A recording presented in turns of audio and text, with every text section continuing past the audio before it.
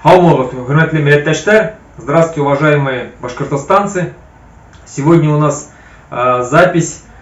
К нам сегодня пришел в гости Владимир Давданов, заместитель председателя Конгресса Айрат калмыцкого народа, кандидат педагогических наук.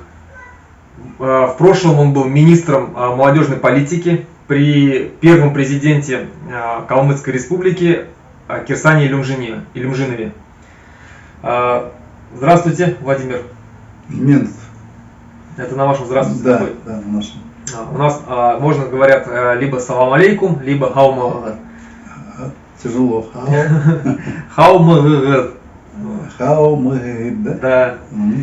Да. Владимир, вы сегодня находитесь в эмиграции. Расскажите, пожалуйста, почему так произошло, почему вы оказались здесь, в Литве. Мы сейчас, я тоже сам в эмиграции в Литве, но мои подписчики знают об этом. Вот, а вы расскажите, как судьба вас завела сюда? До 24 февраля этого года мы на территории Калмыкии осуществляли деятельность свою, конечно, нашего конгресса. Была выработана программа действий, в том числе и там общественно-политические суды над нашими бывшими руководителями республик, над Штыгашевым, это спикер парламента Хакасии. У них, как и у нас, этот парламент состоит из представителей как местного населения, так и русских. У нас тоже есть на самом деле сейчас где-то чуть больше половины наших представителей, калмыков, как нас называют, и часть русских. И Штыгашева мы тоже осудили нашим общественно-политическим судом за то, что он еще раз поднял тему Второй мировой войны, и когда в 1943 году из-за коллаборантов нас выселили в Сибирь. Он обвинил ваш народ в содействии якобы фашизму. Да. Хотя, конечно, в процентном отношении русских было намного больше коллаборантов, чем нас. Но у нас тоже там 3,5 тысячи ушло на сторону немцев, но это те бойцы и офицеры Красной Армии, которых бросили против танковых дивизий немцев. Естественно, они были деморализованы, и посчитав, что большевики неправильно, их несправедливо послали на убой, они просто перешли на сторону немцев. Но это не сразу, отступив там, потом, видимо, поняв ту несправедливость, которая творилась в отношении нашего народа, они прекрасно знали первую волну геноцида, которую против нас осуществили красные. Это в конце гражданской войны они нас уничтожили. Из 210 тысяч, 120 тысяч они убили наших там, уничтожили просто. Болезни, голодомор тоже у нас был в Нижнем Поволжье. И зная это, они перешли на сторону немцев и тоже достойно сражались на стороне немцев. Но большинство, конечно, сражалось за Советскую Россию, за Советский Союз. А в это время их родных, там, детей, стариков, женщин, войска НКВД собрали. Операция называлась «Улусы». Они собрали и посадили их там в товарные вагоны и отправили 28 декабря в лютый мороз, практически без одежды, без еды, отправили в Сибирь. По дороге умерла 1/3 нашего народа, а потом еще в Сибири тоже умерло очень много. Это, да, я понял, это вот ваша трагедия, а я вот возвращаясь к вопросу, то есть, и получается, вы, поднимая вот эти вопросы, вызвали гнев, да?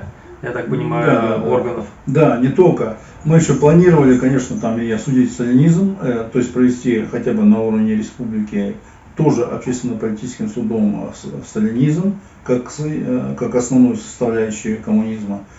И там по территории вопрос поднять, потому что после депортации нам не вернули 2 района в Астраханской области. И до сих пор продолжают отжимать. Совершенно недавно, на протяжении нескольких лет, они отжали 2000 гектаров у нас с заповедника, который на востоке нашей республики. И вот этому беспределу конца не было. Мы решили поднять этот вопрос перед общественностью нашей республики. Но 24 числа произошло вот эта вот агрессия против независимой свободной Украины со стороны российских войск. И эта начавшаяся война преступная, она просто не дала нам дальше уже по плану работать. Мы написали заявление о недопустимости этой агрессии. Это первое заявление. Подписали 4 мы. Ну, все представители, заместители этих рядовых членов Конгресса нашего. Мы не стали привлекать, потому что, зная характер этой репрессивной машины, мы решили их оградить. И в то же время мы просто распустили Конгресс, остались только мы действующие. И следом за первым заявлением мы второе написали с призывом к молодежи и нашей республики, и всех остальных молодых людей в России, чтобы они шли на эту преступную войну. И тут началось, конечно, нас уже реально стали преследовать, и мы были вынуждены не просто так, а срочно эвакуироваться оттуда и эмигрировать. Сама эмиграция, конечно, у нас тоже не гладко прошла. Председатель наш уехал в США, поскольку там дочь у него была. И один из нас уехал в Среднюю Азию, а я вот через Турцию кое-как выбрался сюда, в Вильнюс. Вот такая. Владимир,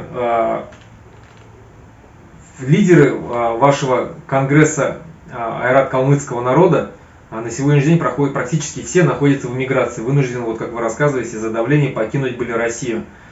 Вот такой вопрос. Вы сейчас практически всем составом вступили в Лигу свободных наций, куда вошел и наш Башкирский национально-политический центр. Вот мы знаем, зачем вы там. Вот для себя, для своего народа, то есть для своего национального движения, вот что вы там ищете, что вы там хотите приобрести, какие цели и задачи вы там преследуете? Вот можете ответить на этот вопрос? Конечно. Но вы же понимаете, какая страна, в которой мы живем сейчас. Это де-факто империя.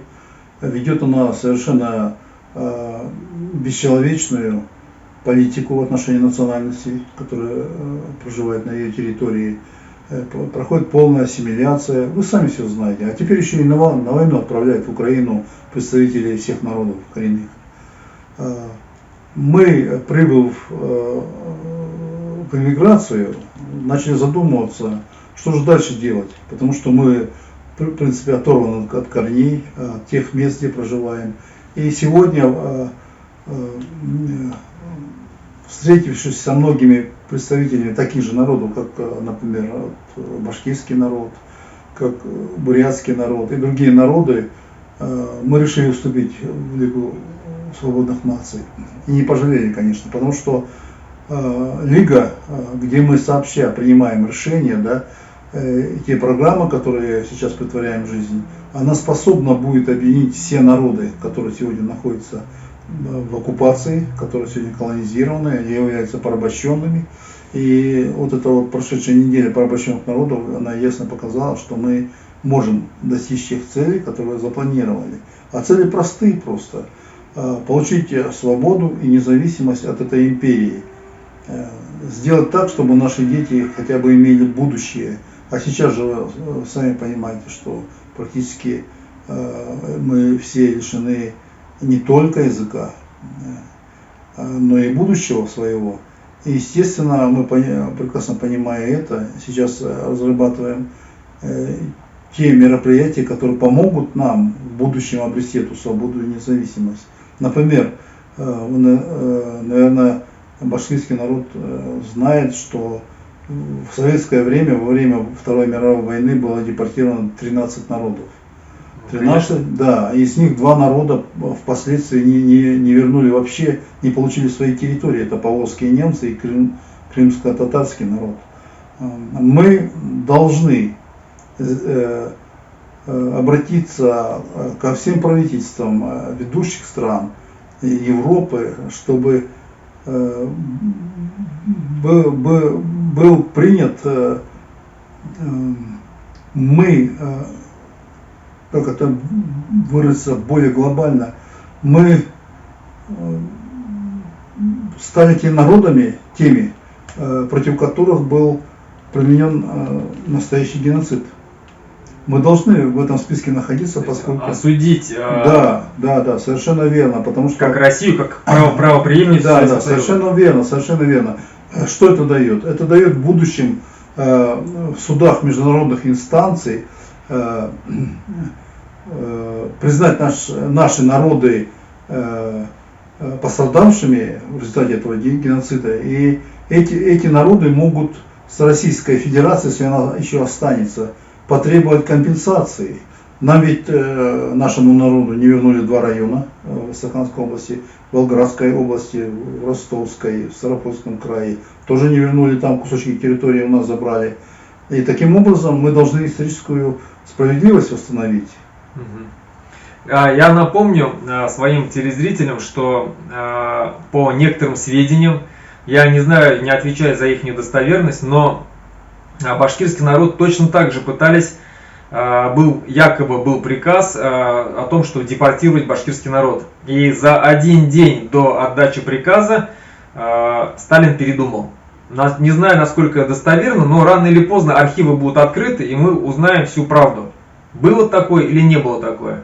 В продолжение я подготовил несколько вопросов, и вот хотел бы задать такие вопросы, потому что в основном, Владимир, я смотрел ваши интервью, однотипные вопросы, в принципе, вы, наверное, уже выучили на них ответы, и ваши зрители уже знают, в принципе, о том, о чем вас спрашивали до этого. У меня другой вопрос. У каждого народа в Российской Федерации, который давно находится, который давно борется за свои права, за свои свободы, есть свое национальное движение. Вот расскажите, пожалуйста, о современном именно, не о прошлом, а о современном национальном движении. То есть, что она из себя представляет, сколько народу поддерживает, сколько айратов, я называю калмыков айратами, потому что так будет правильнее, сколько айратов поддерживает национальное движение, сколько айратов мечтают стать независимыми. Я понял вопрос. Вопрос, конечно, очень тяжелый, но я постараюсь ответить. У нас правозащитное и оппозиционное движение началось еще в 1986 году. Вы, наверное, помните декабрь 1986 года, когда в Казахстане развернулись события, когда сместили первого секретаря обкома, Рескома тогда было, по-моему. Кулаев? Да. И Колбина поставили, да? Да, русского поставили, там начались, и впервые там вышли на нашу площадь, где Ленин стоит, там стоял раньше, сейчас убрали его в сторону, вышло 6 человек. Вот как мне рассказывал потом, у нас есть старейшина наш Валерий Антонович Бадмаев такой, они стояли там и дрожали, и тряслись, и холодно было, но они все равно стояли с плакатами «Свободу Казахстану», и простояли до конца, и потом они ушли, конечно. Было страшно, еще не было практики этой вот оппозиционной деятельности. И вот с тех пор у нас началось. Потом был создан Народный фронт Калмыкии, там очень много участвовало, участников было несколько тысяч.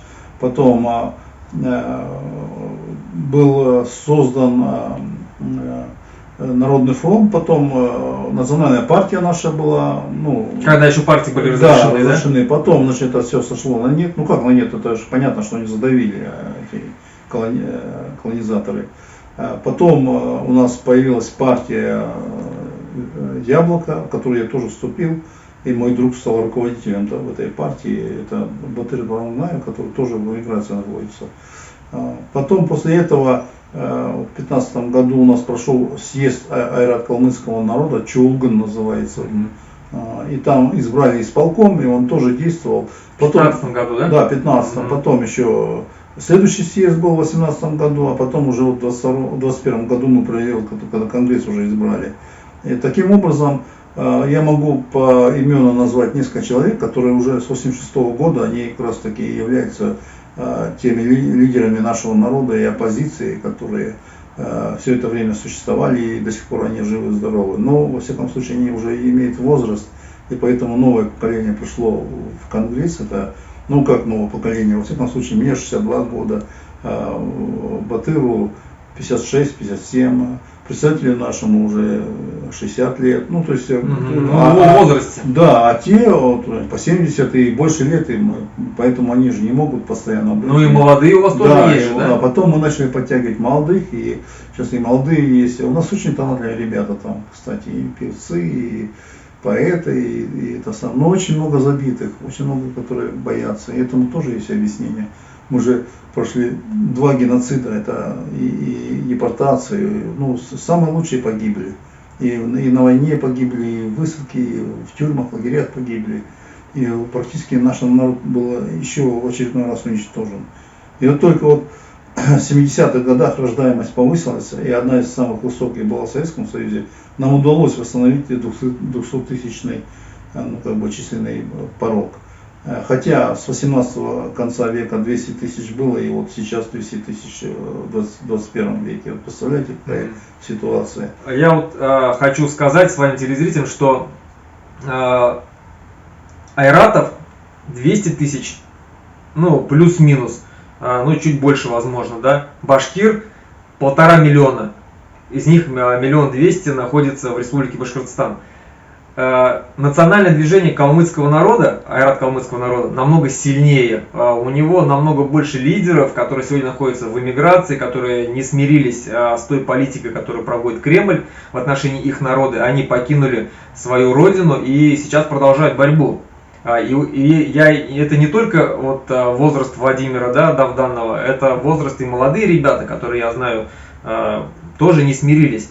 Поэтому очень печально, что у башкир не так представлены мы за рубежом, чтобы высказывать мнение, защищать интересы башкирского народа за рубежом открыто, честно, публикуя свои материалы для мировой прессы, для мировых политиков. Продолжая вопросы, вы, я знаю, Владимир, знаете хорошо историю. У меня историческое образование, закончил Башкирский государственный университет по образованию историк. У каждого народа есть свои национальные герои. У нас это Салават Юлаев, Заки Валиди, то есть у нас практически все наши герои это люди, которые были связаны с борьбой за права и свободы башкирского народа, за независимость, за наши земли, кто погибал, то есть там и Алдар Батыр, и Карахакал, то есть и Кинзя Расланов. Ну, башкиры знают практически всех наших национальных таких батыров, которые А кто вот у вас национальный герой, вы можете перечислить? Ну, вопрос не просто тяжелый, у нас национальные герои, конечно, есть. Если считать национальными героями тех, кто показал себя на поле боя, такие тоже есть. Вот такие наши в прошлом полководцы, как Аюка хан наш. Знаменитый такой, легендарный личность. Да, к которому на прием приезжал сам Петр I, прося у него там несколько туменов для отражения нападения со стороны шаха Ирана. Это тоже было. У нас еще очень много героев, которые там были простыми воинами, которые воевали. Я уже не могу перечислить его все-таки с памятью. Но дело в том, что я писал об этом. Я писал книгу, в каких войнах мы участвовали. И, к сожалению, даже с братской Монголией воевали, и с другими народами тоже было такое. Но если брать именно национальное освободительное движение, я даже затрудняюсь ответить, поскольку наш народ был разделен даже в царское время. Часть была в составе войска Донского, часть Терского, как я, например, часть Астраханского, часть Оренбургского было. И вот мы были разбросаны вот так, и чтобы едино еще пока ареала там проживания не было у нас, ну хотя мы жили в Поволжье, конечно. И поэтому я не могу назвать тех, которые там на своих театрах военных действий там где-то не себя проявили. Получается, вашим историкам еще предстоит очень много работы, да, воссоздать архивы, то есть поднять историю, да, правдивую. Вы знаете, я еще дополню. Мы, как единая нация, стали формироваться только лишь с приходом советской власти. Честно говоря, они нас поселили между Дагестаном, Ставропольским краем, Ростовской областью, Волгоградской областью и Астраханской областью. То есть они загнали нас в резервацию, и мы до сих пор там проживаем. А ведь на нашей территории там единственная пустыня в Европе. И вот мы там живем. У нас там есть вода техническая, с питьевой водой проблемы очень большие, безработица большая там и так далее. И таким образом мы на сегодняшний момент находимся в таком положении, что нету ни развития какого-то предпринимательства даже у нас, по-моему, они уже все там, налоги очень высокие, невозможно там создать бизнес серьезный. Потому что и недра тоже, которым богата наша земля, она не нам принадлежит. Да, и вода тоже. Самая настоящая колониальная политика во всей красе. Да. Тогда вот получается, исходя из этого, вот, с последних ваших слов, какой вы видите дальнейший путь вашей республики, ваша цель? Да. Вот именно вот это вот вступление в Лигу свободных наций, она позволила нам уже взглянуть в будущее с оптимизмом, с надеждой. И мы очень надеемся, что наша республика по окончании этой войны преступной в Украине, победы Украины, развала этой империи, я не Россию называю, а Русской империи, да, и в том числе и вместе с русским народом мы все обретем свободу и независимость. Я очень на этот момент надеюсь. Получается, ваша цель независимость? Естественно, да. Вот вы затронули вопрос о русских. У вас, я посмотрел численность, достаточно вы имеете процент соотношения по республике больше 50%, 57% у вас по 2010 году, вполне возможно сейчас цифры изменились, возможно сейчас даже и больше. 30%, 30 с лишним процентов русских проживает. Вот будут ли они готовы вместе с вами войти в эту независимость, поддержат ли они вас, как считаете? Я скажу вам одно. Будучи министром, меня, конечно, этот феномен проживания русских в нашей территории заинтересовал. И я провел такое небольшое исследование, конечно, с помощью там некоторых лиц, которые связаны со статистикой и так далее, и пришел к такому интересному выводу. Вы знаете, вот у нас было 3 волны экспансии. Первая, это когда Александр объявил, второй или третий там русский царь объявил о отмене крепостного права. Александр II, да. И сюда во все территории, где проживали коренные народы, и к вам, вероятнее всего, и к нам, хлынули те, которые раньше были рабами. Естественно, им дали государство российское, русское, дало какие-то привилегии. Они даже, когда занимали какую-то область, там, например, где у нас же с водой большие проблемы, они специально занимали, где вода, территорию, или даже стреляли на протяжении километра, если наши подходили туда, чтобы напоить скот, например. Вот такие инциденты у нас тоже были. И вот это первая волна, 1800, где-то примерно 62-63 год.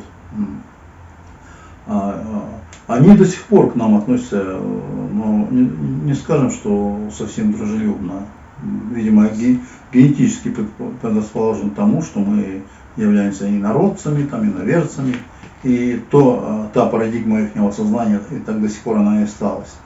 Теперь вторая волна была, когда гражданская война закончилась, когда больше половины нашего населения было уничтожено, степи остались свободными, сюда хлынули, то есть к нам туда хлынули поселенцы русские, вроде компартия их направляла там, приехал к нам в республику жить, якобы поднимать ее, 100 тысяч русских. И в результате мы тогда сравнялись, почти нас всего осталось 90, а их 100 тысяч. Потом, после этой волны началась Вторая мировая война, развязались бои на Дону, где наша 110-я кавалерийская дивизия защищала и потеряла 600 человек погибшими. Кстати, 200 человек еще не установлены. Я был министром, мне удалось 200 установить, 200 еще оставались. После этого, в 1943 году, уже освобождало то место, где мы обороняли башкирская дивизия. Кавалерийская, да, наша? Да, ваша кавалерийская дивизия. Вы потеряли 800 человек, но надо отдать должное вашим ребятам, они установили 800 человек полностью. То есть все погибшие ваши установленные, наши нет до сих пор. И это была вторая волна. Она тоже недружелюбна к нам. Ну так, тоже есть оттенок какой-то. Третья получается уже. Нет, третья, я скажу. Третья волна уже после войны пришла в 60-х годах, когда первым секретарем областного комитета партии был генерал Васан Бадминович Гордовиков, командир корпуса. Вот его солдаты пришли по его призыву, чтобы поднимать реально нашу республику, потому что мы 13 лет были в депортации, никто не занимался подъемом экономики, даже дома, в которых проживали раньше, все разрушились. Ну, сука, временной влияет же фактор. Вот эти пришли русские, которые с ними так еще, ну, они более дружелюбные, потому что они генералов знали, их под его руководством воевали, служили, и поэтому они знали, кто мы такие. Вот такой у нас расклад получается на сегодня. Ну, получается, что если вы говорите, что некоторые не очень дружелюбно относятся, то есть получается, что вы не исключаете, что возможно конфликты будут. Естественно. Ну, конечно, вот я когда министром работал, у нас председателем правительства был казачко такой, Анатолий Васильевич, да, вот такой маленького роста, такой, в общем, ну, необъятный, такой человечек, да, ну, как характеристику можно дать? Он как что-нибудь, на него накаты идут там со стороны наших национально ориентированных, там, например, глав районов, там, так он тут же связывается с Москвой и начинает говорить, что русских притесняет. То есть на пустом месте возникает конфликт. Или же он, когда назначает, у нас же все назначены силовики, приезжает, например, какой-то, получает генеральскую должность у нас русский оттуда, полковник, допустим, он с ним встречается и начинает рассказывать про каждого. Ну, у него компромат, видимо, был, у нас же тоже манкуртов полно своих. И он начинает компромат, такой-то такой, то-то натворил, это то-то сделал, это то-то, если что-то будет, то обращайтесь ко мне, у меня все доказательства есть. То есть, на самом деле, тот человек, который сейчас возглавляет наш парламент, он враг нашего народа. В 90-х годах казачко этот говорил, что два района, Яшалтинские, западные районы, и второй Гордовиковский, где я родился, должны отойти к Ростовской области, потому что они западные, а в Калмыкии пусть остается, и Цаганаман еще, ну, Юстинский район надо дать Астраханской области. Это его слова. И вот этот вот, я не знаю, как его назвать, человек до сих пор находится у власти у нас, поскольку его поддерживает федеральный центр. И вот таких у нас тоже есть много. Ну вот, развивая эту тему, допустим, наш Башкирский национальный политический центр сейчас развивает проект башкирской политической нации. То есть это башкирская политическая нация, это нация, куда войдут, политическая нация, еще раз повторю, куда войдут представители всех народов, проживающих в Республике Башкортостан, которые считают своей родиной Республику Башкортостан, которые собираются с ней связывать свою судьбу, свое будущее своих детей. То есть они готовы вот жить вот в этой республике, то есть и для них она родина. Есть ли у вас такие? То есть есть ли у вас предпосылки к тому, чтобы сформировалась калмыцкая политическая нация? Калмыцкая. Я думаю, такая возможность, конечно, есть у нас. Много семей у нас сейчас, ну, скажем так, представители нашего народа, азиатского, и представители славянского, русского народа. Где-то, я не знаю процентном отношении, но очень много. Ну, наверное, может быть 10, там, 5-10% точно. Может быть даже больше немного. Но эти семьи существуют, эти семьи есть, и мы должны тоже учитывать в будущем, что такие люди есть. Есть те, которые уже давно родились там и сейчас доживают свой век.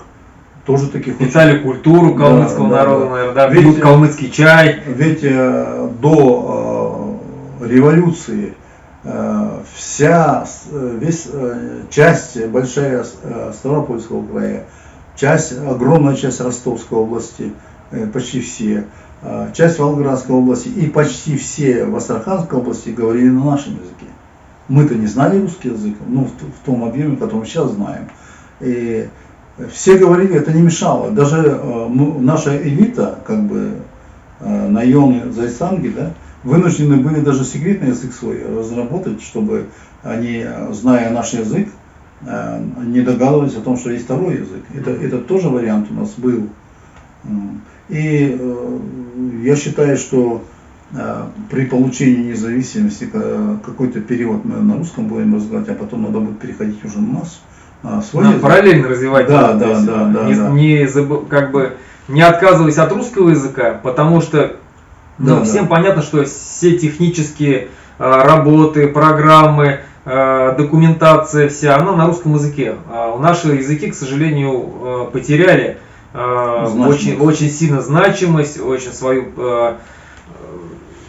престижность, скажем так, да, то есть многие сейчас точно на уровне востребованность, да, то есть и, соответственно, пока вот сейчас как сделал Казахстан, у него же тоже очень сильная проблема была вот в сфере языка, и они только сейчас начинают выправлять ситуацию. Очень много казахов самих, особенно городских, не знали своего родного языка и до сих пор живут, не знают. И вот только сейчас вот у них исправляется ситуация. У них русский язык считается официальным языком, но не государственным, но официальный, потому что очень много различных терминов, все на русском языке. Ну, продолжая, то есть вопросы, еще два вопроса. Ваша историческая родина считается Монголия. Да. И вот у меня такой вопрос. Вы поддерживаете ли связь с Монголией? Как-то поддерживает ли Монголия вас как-то? То есть как-то ориентируетесь ли вы на свою историческую родину? Конечно, ориентируемся. У них, кстати, сейчас очень сильно развивается экономика. Но, к сожалению, вот недавно мой первый заместитель по работе в министерстве ездил и написал такой обширный пост или статью, или прообраз будущей статьи, где он там указывает, что не элита, а руководство Монголии до сих пор не повернулось лицом к монголоязычным народам, то есть к нам и к бурятам. Например, взять Турцию. Это та страна, которая объявила о туркоязычном мире. И все тюркоязычные едут в ту же Турцию и получают там, я не знаю, хотя бы гостеприимство. А вот в Монголии почему-то, я, кстати, статью хочу на эту тему написать, у меня уже накопилось много материала, но они не поворачиваются к нам лицом. Могли бы ведь для, например, лично нас, западных монголов, сделать двойное гражданство, например, Монголии и России. Пока целой России. Но они этого не делают. И, конечно, это нас не то что возмущает, мы просто удивлены и не можем понять их политику. Хотя в 2090-х лидеры их президенты объявляли о том, что монголы всего мира должны соединиться, но мы до сих пор не видим таких позитивных шагов в этом направлении. Такая ситуация. Конечно, связи с Монголией есть. Конечно, мы собираемся в Монголию поехать. Если удастся поговорить с депутатами Урала, если удастся поговорить с администрацией, министрами, чиновниками высокого ранга. И я лично хотел бы, конечно, спросить, собираются они вообще объединять монгольский мир? Хотя бы допустим, у тюркского мира есть такая организация, как Тюрксой. Она объединяет все тюркские страны в сфере культуры. Они там проводят международные фестивали тюркской культуры, тюркской музыки, там Тюрквижн есть по типу что-то Евровидения. Вот такие вот тоже были бы проекты, было бы прекрасно, конечно. У нас два руководителя, я не знаю, как их назвать, там это Илюмжинов, шахматисты, и второй Орлов, ГИО оба заканчивали. Но монголы пытались приехать там, наладить связи, но и один, и второй были совершенно равнодушны к тем проектам, которые монголы предлагали. Естественно, те рукой махнули. Но монголы ошиблись, я считаю. Они должны были опереться на общественные организации, на национальные движения. И потом уже выводы делать, что те пустые, ну, Хосн по-нашему пустой. Монгол такие говорят, энчин Хосн, то есть это пустые люди. Ну, понятно, что это номенклатура советского образца, ну, я имею в виду и Илюмжинова, и Орлова, номенклатура колониальная, и первого, и второго, да, и вот сейчас третий, а третий вообще Хосн, ну, Хосн пустой, даже там вообще даже никакой наполненности, даже не пустое место, Про провал, да, Батухасикова, да, это боксера, совсем пустота там, я не знаю, может, ему там отбили все мозги или что там сделали, но, во всяком случае, он никогда не заикается о связи с Монголией, хотя это наш альма-матер. Понятно. Но получается же и буряты тоже вам близкий народ, да? Да, да, совершенно. Схожи ли языки? Да, у нас... Понимаете ли вы друг друга? Во всяком случае, называть неправильно. Калмыцкий, айратский язык, бурятский язык. Нету этих языков. Есть монгольский язык, диалекты айратского народа и диалекты бурятского народа. Но вы понимаете друг друга? Да, понимаем, конечно. Ну, замечательно. Просто вот где находится бурят и где находится айрат, да, то есть вообще огромная разница. Я даже могу вам сказать больше. Когда я служил в Монголии в 70-х годах в конце, когда мы там, у нас пост был через Кириллену реку, и к нам полицейского представили, там какие-то были шпионы китайские, их ловили там, и он с нами, ну, на этом посту был. Все, что он говорил, мне было понятно. Понятно, абсолютно понятно. Ну вот и один из последних вопросов.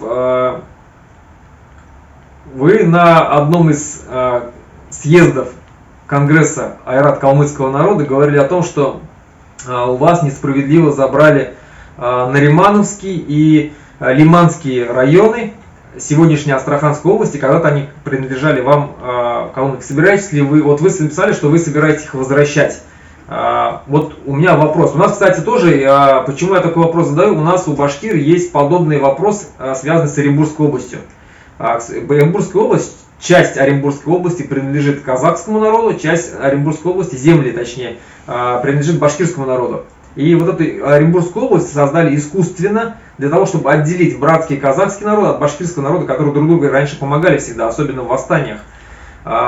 У вас тоже искусственно, получается, забрали эти два района. Сейчас они, я посмотрел численность, в одном районе, допустим, в Наримановском 2% вашего народа, да, айратов, в Лиманском 10%, но там 70% русских, больше 70%. Вот какую вы схему видите возвращения? Как это будет происходить? Вот, ну, неужели 70% русских согласятся войти в состав Калмыцкой республики? Ну, вы знаете, вопрос, конечно, очень интересный. И до сих пор у нас идут там дебаты по этому вопросу. Но совершена чудовищная несправедливость. Все жители раньше и первого, второго района нашего, они были просто выселены оттуда. И понаехали там, конечно, русские, там, кстати, казаки есть, и татары есть, почти все национальности там есть. Я, потому что был председателем комиссии правительственной от республики, когда мы ездили разбираться в случае там, с погромами чеченских домов. Мне эта ситуация известна, конечно, да. Но вы знаете, вот мы, как представители нашего народа, вступили в Лигу свободных наций для того, чтобы обрести и объявить о независимости. А вот потом, после независимости, конечно, будем обращаться к... Там я не знаю, какое образование будем, но к руководству этого региона мы будем обращаться и посмотрим, демократы они или нет. Подвержены они демократическим принципам и справедливости или нет. Если они нам отдадут эти районы, значит они демократы, значит они реально хотят изменить ситуацию, ту несправедливость больше чем полувековой давности, 80-летней почти, сделать таким образом, чтобы у нашего народа не было никаких там претензий и обид к руководству этой области или государства нового. Мы на это надеемся. Нет, очень, я не потому говорил, что мы должны обратиться к международному сообществу, чтобы они признали геноцид нашего и других народов. Это, если признают геноцид нашего народа, то это поможет нам выиграть все международные суды. И они там будут хоть 100%, но они вынуждены будут вернуть там территорию. А останутся русские там или не останутся, это уже их желания, их проблемы. Если они до такой степени зомбированы, что ненавидят там азиатов, допустим, ну, в лице нашего народа, то они, конечно, будут сопротивляться. Но мы все равно не мытьем, так катанием добьемся того, чтобы они вернули наше территориальное образование, которые раньше были за нами. Мы ведь не требуем Саратов нам вернуть или до Тюмени территорию. Мы не требуем Краснодарский край, который мы сами отвоевали у тюрков, ногайского народа. Мы же не требуем этого. И вообще мы считаем, что в те времена мы совершили большую ошибку, помогая создать эту империю. Но на этом, наверное, все. Я думаю, что так как мы с Владимиром живем в одном городе, в одной стране, в Литве, да, в городе Вильнюс, я думаю, что это не первая и не последняя встреча, и мы, я думаю, еще будем встречаться, разговаривать на различные темы. Конечно. Спасибо большое, рад был встрече. Пожалуйста. От башкирского народа большой салам. От нашего народа, айратского, большой салам башкирского народа. Рахмат.